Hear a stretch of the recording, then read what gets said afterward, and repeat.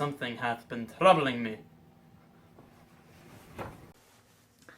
I have heard it said by my people in Hall, counsellors who live in the upland country, that they have seen two such creatures prowling the moors, huge marauders from some other world. One of these things, as far as anyone can ever discern, looks like a woman. The other, warped in the shape of a man, moves beyond the pale bigger than any man, in unnatural birth called Grendel by country people in former days. Their fatherless creatures, and their whole ancestry is hidden in a past of demons and ghosts.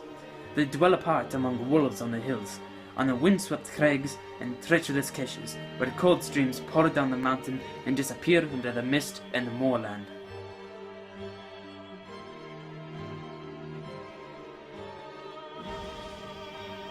Killing Danish warriors and sometimes even eating them.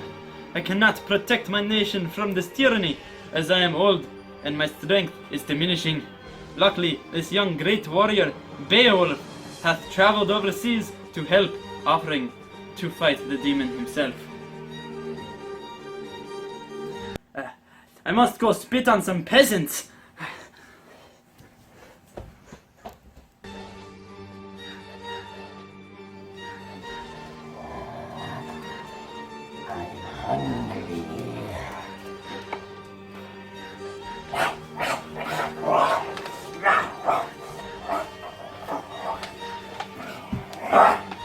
I will kill you, Grendel!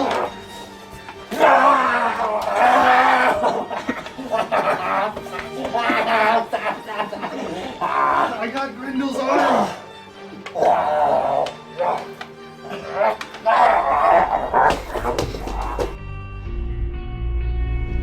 Yeah, Grendel, we got him!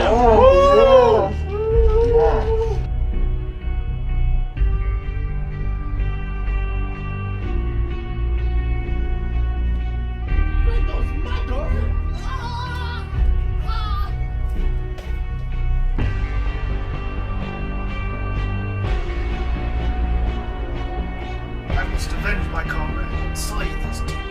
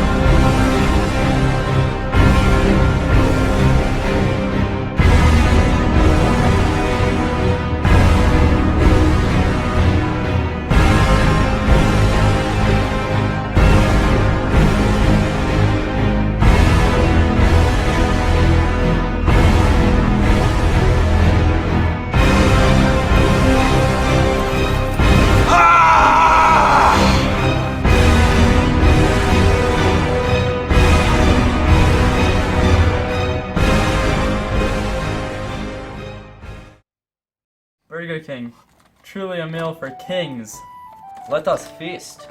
So, Unferth, I have heard tales of Beowulf's past, and am intrigued by them.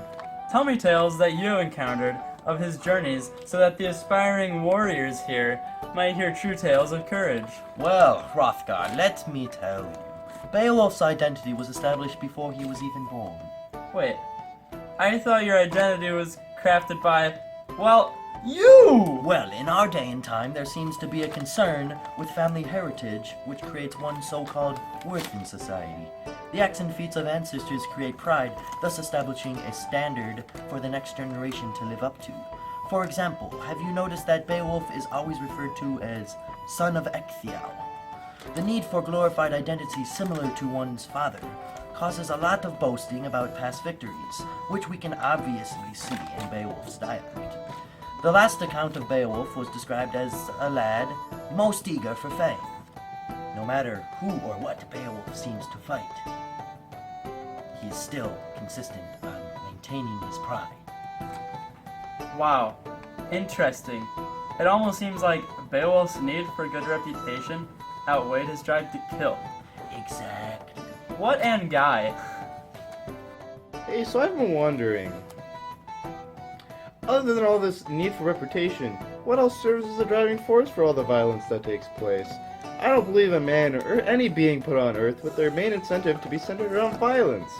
What caused all this violence in Beowulf's life? I must tell you one word: revenge. The two main conflicts Beowulf faced in his journey thus far, Grendel and Grendel's mother, can all be tied back to revenge. Grendel seeks revenge on all of mankind because of his heritage and relation to Cain, or so-called the first murder to walk this earth. He becomes jealous of mankind's glory, happiness, success, and favor in God's eyes. And as a result, he enjoys wreaking havoc on Heorot. Grendel's mother seeks revenge on the killer of her son, Beowulf, and this revenge results in one of the most epic fights Beowulf ever faced. But Unferth, what could cause a dragon to wreak havoc on the Geats? I'm just wondering. I mean, it's just a thought. I'm not trying to predict anything like that. What is this dragon jabber you speak of? We must not speak of anything as devastating as that for the sake of mankind. A dragon would only seek revenge on all of mankind if a valuable goblet of valuable merit from his lyre was stolen. I mean, one could imagine how a dragon's revenge would cause havoc on a village like Heorot. This probably would then only cause someone else, possibly a hero, like that of Beowulf, to seek even more revenge on the dragon. Let's stop this nonsensical drivel at once. Pardon my word, I was just getting carried. Ah, yes, a wise man once said, "It is better for a man to avenge his friend than to mourn too much." A quote to live by, really. Well,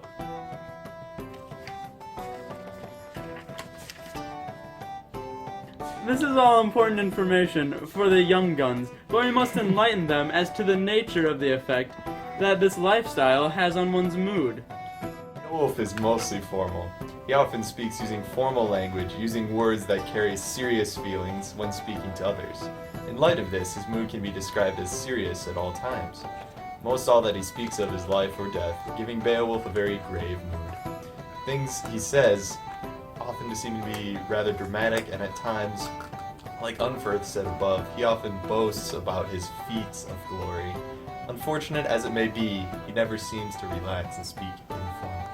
Well, this feast has been fun, but we must let the great warrior get some rest before he sets out for the Geatland tomorrow. Good night, all! Good night, my lord. Good night.